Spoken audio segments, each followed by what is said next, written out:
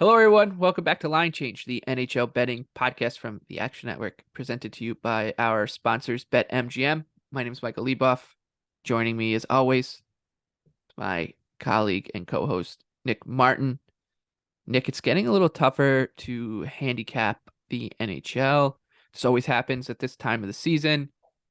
Stuff like motivation, lineup news, stuff all matters. We're still going to try to find our favorite underdog, but it's definitely a little tougher these days. Uh, and one of the frustrating things about it is like there are some teams like your Washington Capitals, for example, who are up against the cap. The Toronto Maple Leafs are a similar spot. So they can't really jig their rosters all that much, right? Like they can't have guys sit out for rest and because then they'd have to call up people and then they go over the cap and your Capitals are dressing 17 players tonight rather than the usual 18 skaters. Uh, that said, we're still going to have to try to figure out the lineups tomorrow and try to do our best to prognosticate who's going to come in and out. The good news, though, is that my underdog has nothing to do with that. I like the Red Wings at plus 200. Let's see if it goes up a little more as well, because the Red Wings obviously have nothing to play for. Carolina still competing for the division with the Devils, a point ahead of New Jersey. They are playing on Monday night as well. Carolina is.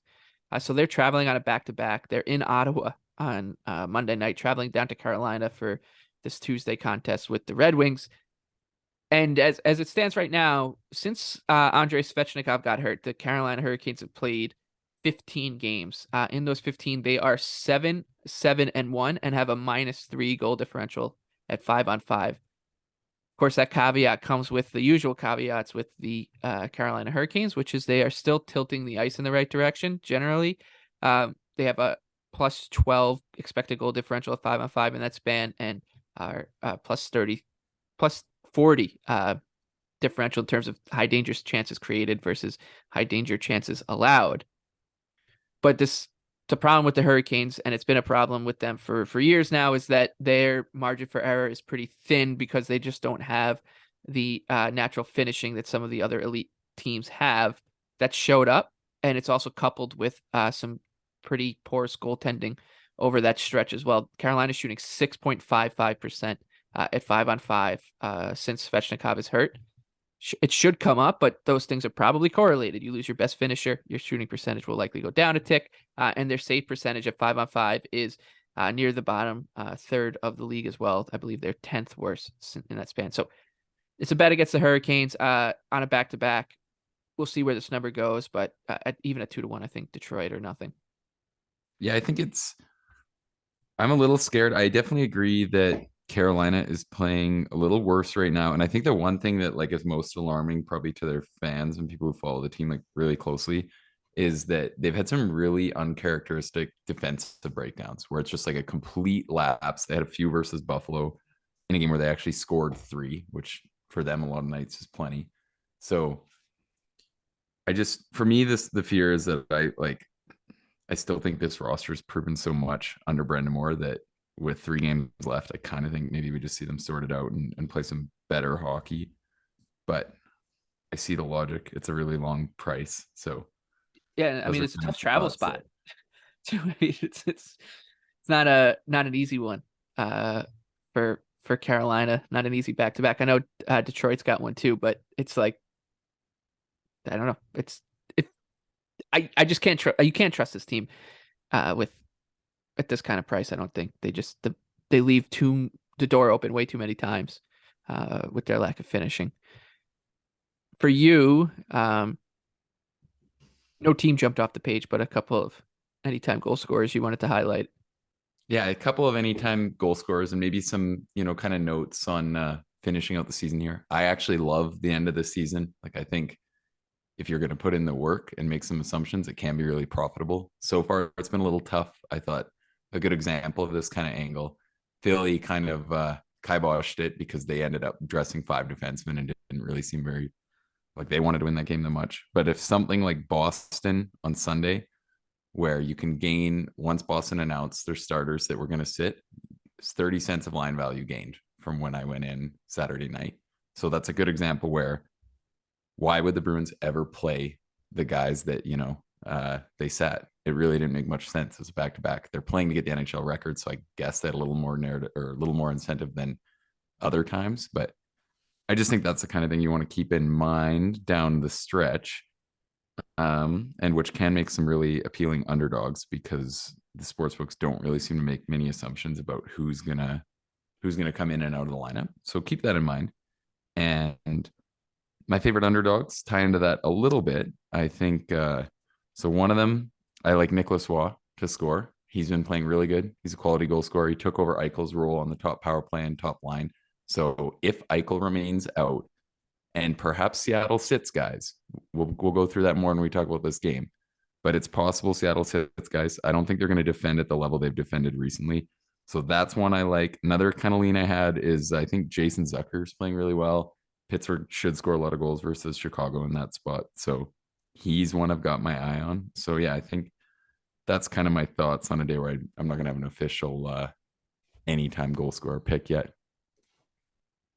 Okay, let's go to the big board. It's a very strange slate, and this is probably the strangest one on it, the strangest game on it. Blue Jackets at Flyers. Neither team wants to win this one. Columbus plus 135, Philly at home minus 155, 6.5 total. Just gonna pretend this one doesn't exist. Yeah, fair. I mean, I honestly kind of lean Philly. I think they're like maybe it's a bit of a time for them to snap out of it. I thought they actually played decent versus Boston. They've got a couple forwards looking good, I guess, but yeah, I don't really want to get involved with this game. Sabres and Devils. Buffalo will be on a back-to-back. They are playing in Manhattan on Monday night, so the arduous travel from Manhattan to New Jersey for Buffalo.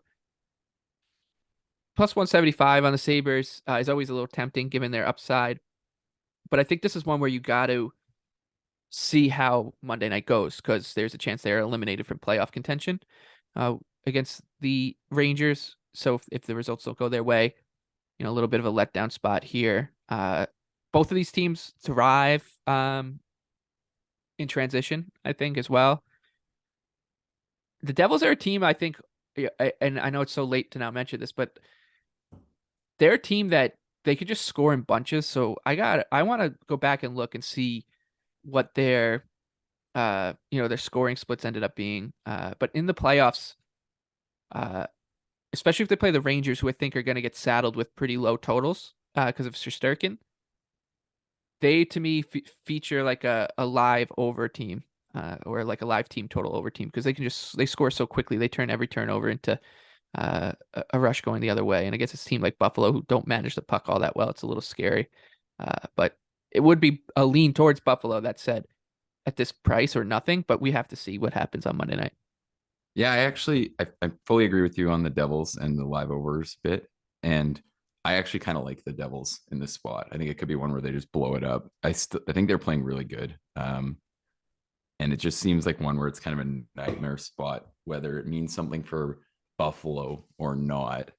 I think that's a really tough back-to-back to head into, and they're going to need to really, really manage the puck well and kind of just grind it out. And I just don't know if I think this team kind of has the ability to do that if the Devils play at their top level. So, I mean, considering how competitive Buffalo has been this year, I can see how the number, looks about fair, but I just think it's going to be a really tough spot. And I think New Jersey will play a really good game. Maple Leafs and Lightning now. Toronto is in Florida Monday night, take on the Panthers. They're plus 105 in Tampa. Lightning minus 125, over under 6.5. This is one where I think the point you made earlier comes into play because I know that they have cap issues, so getting bodies in and out of the lineup is not as straightforward as it should be for Toronto. But given that they're playing Florida, this is the second night of a back-to-back, and they're playing the team that they're going to be playing in round one of the playoffs, there's every incentive in the world for both of these teams to sit their guys. However, after playing well for a little stretch there, that the Lightning looked all out of sorts on their road trip. None of the games were meaningful. We talk about it all the time with Tampa. Who knows what to read into it? But it does feel like the Lightning might use this one as more of a tune-up than the Leafs. So I think this line might move towards Tampa a little bit more as the lineups come out. I couldn't agree more. I think this is the best example on the slate of, if you're going to bet Tampa, bet them now, because it's more likely, significantly more likely, that it ends up moving where it's like Tampa minus 140 or something like that. I don't really think you're running much of a risk of Toronto ending up being like a slight favorite or a pick 'em in this game. Like, I don't think that's happening. So if you're betting now, I would just say you're only betting Tampa. If you're going to bet tomorrow, you wait until Toronto announces everyone that's actually going to be in the lineup. Because why would you play anyone? Everyone knows the back-to-backs are more likely to cause injury. The teams are starting to show it. Toronto's already got what'll probably be like a pretty good tune-up game tonight, and kind of one of the last ones they'll really go for versus Florida. So I would expect Toronto sits a lot of the big names in this matchup, and yet it seems like a spot where, you could definitely consider trying to get money in on Tampa early and betting on that there will be some guys sitting. And like, it sounds so obvious, but you would, like, this does work. The sportsbook, every time it happens, the odds swing. Like, it happened again with Boston on Sunday. It didn't work out, but obviously the whole goal is to get, numbers better than where sportsbooks are closing them. And yeah, like the Bruins, once they announced Bergeron and those guys were going to sit, the price swung like 25, 30 cents at almost every book. So it's a good play. Hopefully we get some really good chances to use it. Maybe Thursday when we record Wednesday's pod, there'll be some even better opportunities. The Washington Capitals also on the second half of a back-to-back. They play the Islanders on Monday night.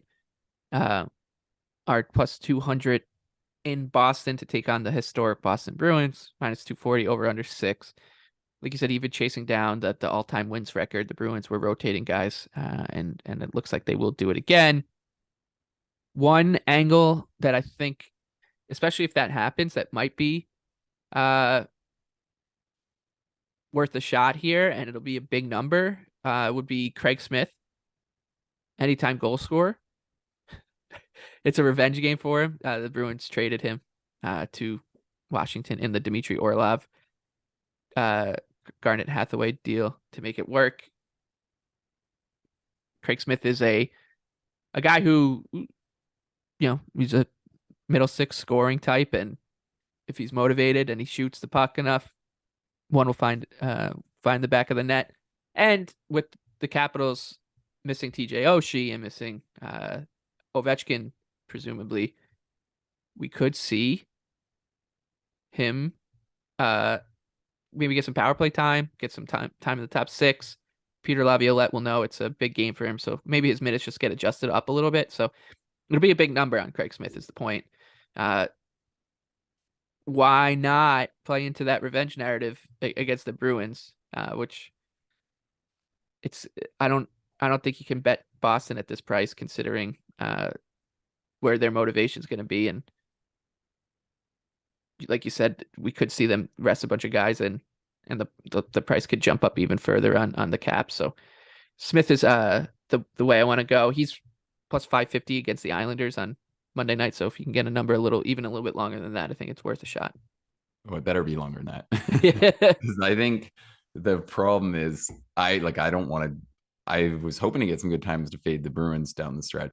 I don't think this is one of them because the Capitals are a complete joke right now. So thinking about them playing back to back versus Boston, if either of Swayman or Allmark is in the net, any 4 of the regular D, like they'd have to put such a terrible lineup together here for me to think the Caps score more than 2. So I won't go back to the well after what I thought was a decent shot versus Philly. I think the Caps just scare me a little too much on their own as a team that's just really skating it out. We talk about like some of these teams, like you don't want to go down that narrative too much. I think Detroit is kind of an example, like you said. I think they're a little live versus Dallas tonight, where you don't just want to think about motivation angles, but I think for the Caps, it's like this is just such an old roster. They don't want to play for Laviolette anymore. I don't think.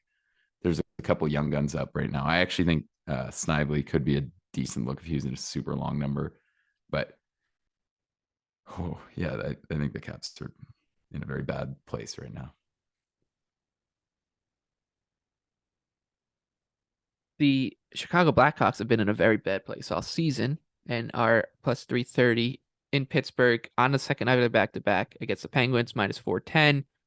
Pittsburgh, this is a must-win game to keep their playoff hopes alive. They are chasing the Islanders and Panthers, who both are in action on Monday night. So by the time this game starts on Tuesday night, the Penguins could be 3 points back and needing to win the game to keep their season alive. And you couldn't ask for a better opponent than the Blackhawks on the second night of a back-to-back traveling. So I've said it all along, Pittsburgh can lose to anybody.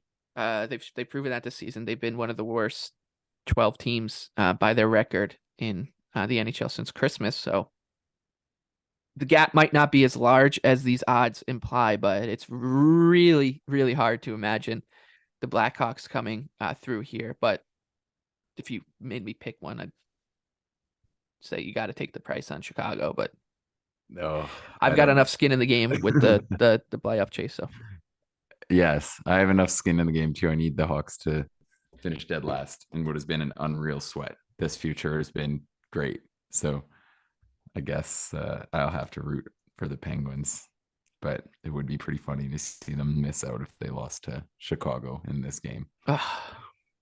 Wouldn't that be something?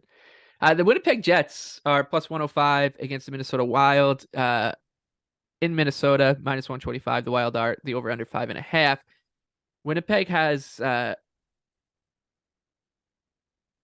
wouldn't say that they've all but locked up the last playoff spot as we're talking, because the Predators and Flames, the two teams that are chasing Winnipeg, play on Monday night. So we'll see where that ends up. I think the Jets started playing pretty well. They started to turn things around about 9 days ago. A couple impressive wins, including one over the Devils, and then they dropped that decision to the Flames. People kind of were like, "Ooh, this is not good," counting them out, and then put together a good one against the Predators in a must-win game over the weekend. So I think that these two teams are much closer in terms of talent level and just overall big picture wise than people would realize. I'm not saying that Winnipeg should be a favorite over Minnesota on the road, but if this number gets bigger, I'd play the Jets. Yeah, I think you'd want to make sure Hellebuck's going to go. That's kind of my fear there. I don't really ever want to bet the Jets when Hellebuck's not in the net. So that's kind of my concern. I think Minnesota's got a way better defensive core, and I like that about them comparatively. They might not have the same kind of stars up front, but I still think that I'd give them a bit of an edge here. And yeah, if they're not going to have Hellebuck, that's a big concern. And yeah, the Jets did bounce back, but it almost feels kind of lucky because they had that game 7 with, that was the atmosphere with Calgary, and they lost. That is what it is, but it's probably going to work out for them because Calgary blew it versus Vancouver in the shootout, which is just so Flames because they won the one that was like a playoff game versus Winnipeg. Yeah, so we kind of called it. Yeah, lose the Blackhawks, win the one against the Jets, and then drop a point against the Canucks. Yeah, so what else? Yeah, and I think that's kind of all there is. Pay attention. Maybe if Hellebuck plays tonight, that's going to be really relevant. Although in this spot, maybe Hellebuck goes back to back too is a possibility. Yeah, I think it. So if Winnipeg wins on Monday night, and they get to 93 points, and then the Flames lose. The Flames lose, then you might see it. But I'm assuming he's going both because and the Jets might luck out. They're not going to obviously factor this into any decisions right now. They might luck out that Colorado doesn't have anything to play for in game 82. So I actually think he could. Calgary's chances of sneaking in are even worse than what models are suggesting. I think Money Puck still them 20%, but it's probably worse than that because that's weighting the chances that Winnipeg loses game 82 probably at 58% or whatever it is. So if Colorado sits all their guys, that's not happening. So yeah, I think that's a long ways to say that there's probably a couple different things that need to happen tonight before you should make a bet on this game. Yep. Anything on Canucks -145 in Anaheim to take on the Ducks +125, total 6.5. After this one, we'll get to our top shelf bets for April 11th. If I knew that Demko was going to play, I think this would actually be a great number to back Vancouver. But Talkit has already said, Yep. and who knows, like if we need to trust him, but that they're going to cut out 2 starts for Delia down the stretch, apparently. Yes. So I don't know. This could be one of them. So Yep. yeah, and I'm not going down that train again because Delia really blew up our attempt to fade the Kraken last week. So I think keep that in mind. Probably a Colin Delia start. We've said it all along on the show, both last season, this season, that you just never want to trust a coach. But in a situation like this where the Canucks are not in like a playoff race and the games don't matter, like I think it's There's okay. no gesturing going Yeah, on. it's He's okay. It's not okay to trust him. posturing. If he lied about this, Colin Delia should sue or something, because then that's just messed up. Right. But then like Delia could play tonight though, and then I'd be Right. if he was confirmed tonight, then I'd probably be starting to get a little interested in getting on Vancouver at this number. Okay. Let's move to top shelf bets, our favorite bets. April the 11th. I'm going for a price here between the Edmonton Oilers and Colorado Avalanche. I like this game to go to overtime at +340. When you look at the profile of these two teams, it's not the type of teams you want to back in this market. Like they can score at will, seesaw games, that multi-goal wins and losses, especially for the Oilers, like over their seasons kind of up and downs are not all that uncommon. Edmonton has been fantastic for a long time now. 18-4-1 in their last 23, 12-0-1 in their last 13, 7-game winning streak. Matthias Ekholm is +25 since he came to the Oilers, which is, a stat that you just need to give context to for it to like open your eyes, and I think that one does. That said, I think that the Avalanche, in a game that is vitally important to them, will give Edmonton a pretty stern test on the road. Not only are the Avalanche going to be missing the guys they've been missing for quite some time now, like Lehkonen, Josh Manson, and Gabe Landeskog. It looks like Cale Makar probably sit out again. Who knows? Bowen Byram, depth players like Darren Helm as well.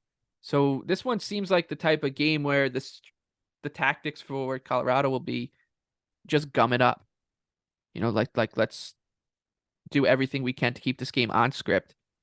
You don't want to think this way, but a point is a huge deal for Colorado in this contest. And getting anything out of it is big because it puts them multiple games ahead of Dallas and Minnesota, obviously depending on how results shake out beforehand. But right now they have a 2-point lead on Dallas, 4 points on Minnesota for the Central Division. And I think that their best path to victory against Edmonton, given the way that the Oilers are playing, 60 goals in their last 13 games, is just to settle things down, slow it down as best they can. So in a matchup between two teams that, like I said, would be near the bottom of teams you want to bet in this particular bet type, I actually think it makes some sense given the stakes and what I'm expecting to see out of Colorado. Yeah, and I don't think it's too much like when I target these, it's obviously better in a game where it might be like super low scoring because there's less score lines that'll bust you. But I think that it doesn't have to be, lockdown type games even. It's more just like I try to target ones where like I think both sides are likely, like it should remain really competitive throughout. And like it's harder to see a team pulling away with multi-goal lead. So I kind of like that. I'm almost, if anything, I like Edmonton enough here where it scares me a touch, but I like the thinking there. Hopefully Byram will come back because I thought it really showed that his absence was compounded with Makar out versus Anaheim. They were pretty bad in that game. They drew a ton of calls, and I don't necessarily think they were unfair calls. You just don't usually see refs actually call every penalty for one team all game when it gets to that number, to the point where fans are literally shocked. You just see people saying like, I can't believe it, like they got 8 power plays, like it's so unfair, and no one even talks about really whether or not they were all like actually calls. So anyways, I think that Colorado is a little shaky right now because that just puts so many minutes on skaters that are defensive skaters that really aren't that good. But yeah, I think that's a really reasonable look for sure, and also the funnest bet in hockey. I think one of my favorites. So Yeah, it is fun. And it's one that I talk about in soccer a lot on Wonder Goal, as the different kind of approach from hockey and soccer when you're betting this is it's so different. Like in hockey, you know that 99 out of 100 games are going to feature goals, and you're just hoping that the teams kind of keep each other within distance. Whereas soccer, you're just praying that nothing gets going. So it is a little bit of a different mentality. But yeah, that's where I'm going. Plus 340, I'm seeing right now for that bet. So a little different from what we usually give out, but this is a different kind of slate and a different time of year than normal. What is your favorite bet for Tuesday? So my favorite bet is the Knights to win in regulation. I've been kind of low on the Knights lately, but I think they're starting to come around. They played a couple of really good games. Both Minnesota games were pretty good. The game in Dallas, they were pretty strong, I thought. So I'm willing to get back on the Knights here, and kind of just the spot with the Kraken playing tonight in Arizona. I think they're kind of a good team to sell high on. They've really dominated through their soft stretch and are even actually kind of still on the Kings' tail for third in the division. But with that said, I mean, they could lose tonight in Arizona, and then they're really not playing for anything here. Even if not, I still think they might rest some guys that are a little dinged up, and then it's fully possible to have Joey Decord in this matchup. So those are things that we like. I know Seattle's goaltenders are just, it's going to be so shaky. Grubauer's really been the only steady one. So I kind of think it's a good time to just sell high on the Kraken and look for Vegas to have a pretty good offensive day. I think a 3-way win is a good bet. And yeah, like if I were the Kraken, I know no coach is going to think this way. I would rather finish where they're going to finish and not play the Oilers. Not that I actually think they can catch the Kings. They'd have to win out and have the Kings, I don't know, win one. But you made the case. Edmonton's playing really, really good hockey right now. It sounds like Vegas is going to get Stone back for the first round, as a lot of people kind of expected. So yeah, I just think it's kind of an interesting time to fade the Kraken and see if they start to show a little worse. And I think their underlying numbers have been so strong, but they've caught so many of these bad teams in a good spot, and they're kind of a really good team to take advantage of some of these lesser units, I think, when they're going to win a lot of those matchups so handily down the lineup. So yeah, I just think it's a good time to fade them, and hopefully Vegas ends up with a pretty strong roster. They've got a couple guys that are day to day, but All right. So it's the Kraken in regulation, Oilers and Avalanche to go beyond regulation. My favorite underdog was the Detroit Red Wings against the Carolina Hurricanes. Nick didn't have an official underdog, but he was leaning towards a Jason Zucker or Nicholas Waugh, anytime goal scorer in that section. And that will do it for our penultimate line change of the regular season. We will see you again Wednesday night or Thursday morning to wrap this puppy up and then get ready for the playoffs, when you'll be hearing a lot more from us throughout the tournament. So for Nick Martin, I'm Michael Leboff. Thanks to our sponsors, BetMGM, and we will see you Wednesday night or Thursday morning.